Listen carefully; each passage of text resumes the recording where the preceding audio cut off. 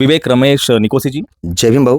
जय। हमारी रणनीति केवल ये है जो अनेक 9 वर्षों से हमारी जो रणनीति है वो हमने जनता के सामने रखी है कि हमें जनता की समस्याओं का निवारण करना है। जिस उद्देश्य से मैं समाज सेवा में हूँ, मेरे सहकारी जो हमारे चारों उम्मीदवार है, इनके परिवार का आप सभी पूरा देखेंगे तो आपको पता चलेगा कि चारों उम्मीदवार प्रभाग 9 से जो दिए गए वो जमीनी कार्यकर्ताओं को दिया गया है, जनता की सेवा में कार्यरत रहने वालों को दिया गया है और ऐसे लोगों को विशेष तौर पर दिया गया है कि जो केवल जनता की समस्याओं के निवारण के लिए कार्यरत रहते हैं। तो जिस प्रकार का आशीर्वाद हमको देख करके लोग दे रहे हैं उससे मैं बड़ा ही खुश हूँ। मतदान 15 को होगा, 16 को जो भी चुनाव का रिजल्ट आए, परंतु जनता का आशीर्वाद प्राप्त करके उनके चेहरे देख करके बड़ी खुशी इस बात की है कि जनता हमें बहुत आशीर्वाद दे रही है। जैसे कि मुझे पता है कि उत्तर नागपुर में बीएसपी का वर्चस्व ज़्यादा है, तो क्या लगता है आपको जनता सपोर्ट करेगी? भैया आपकी जानकारी झूठी है। अच्छा।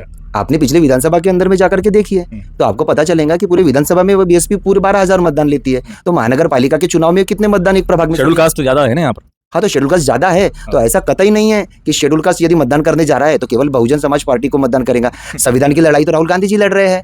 अच्छा। लोकतंत्र को बचाने की लड़ाई तो राहुल गांधी जी लड़ रहे हैं। तो बाबा साहब का असली विचारों को आगे बढ़ाने वाला व्यक्ति राहुल गांधी जी है। तो निश्चित तौर पे मुझे लगता है कि भले ही आप यहाँ पर इसके पहले बहुजन समाज पार्टी के मतदाता उन लोग थे, परंतु उनको बहुत ही विशेष रूप से उनकी अच्छा शिक्षण और अच्छा ज्ञान प्राप्त करने की वजह से अब लोगों ने निर्णय लिया है कि बहुजन समाज पार्टी समाज के मुद्दों पर बहुत कम पड़ रही है। अब उन्हें समाज के मुद्दों से कोई लेना देना ही नहीं है। केवल और केवल राजनीति करने के लिए उन लोग अपने सिंबल का उपयोग कर रहे हैं, इससे ज्यादा कुछ नहीं है। समाज के मुद्दों को लेकर तो राहुल गांधी कांग्रेस पार्टी।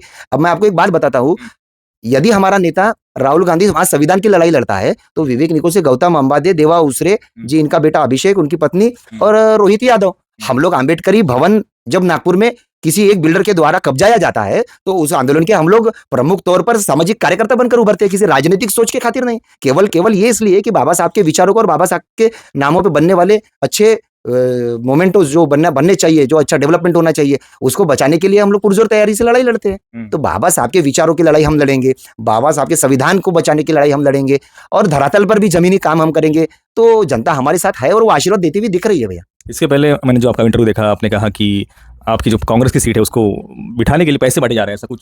हाँ, निश्चित तौर पे क्या है, अभी हम लोग सक्रिय आंदोलनों में अपनी भूमिका रखते हैं। अब उसमें क्या है, कुछ बिल्डरों के भी दिल दुख जाते हैं, कुछ आंबेडकर भवन जैसे कि एक जगह है, उसमें हम सब लोगों की सक्रिय भूमिका रही है। और तो उस वक्त कैसा है, वो नरेंद्र जिचकार जी जो है उन्होंने वो जमीन अपने हथिया ली थी, लेकिन समाज का आंदोलन हुआ और उस समाज के आंदोलन में हमारी भूमिका सक्रियता से रही।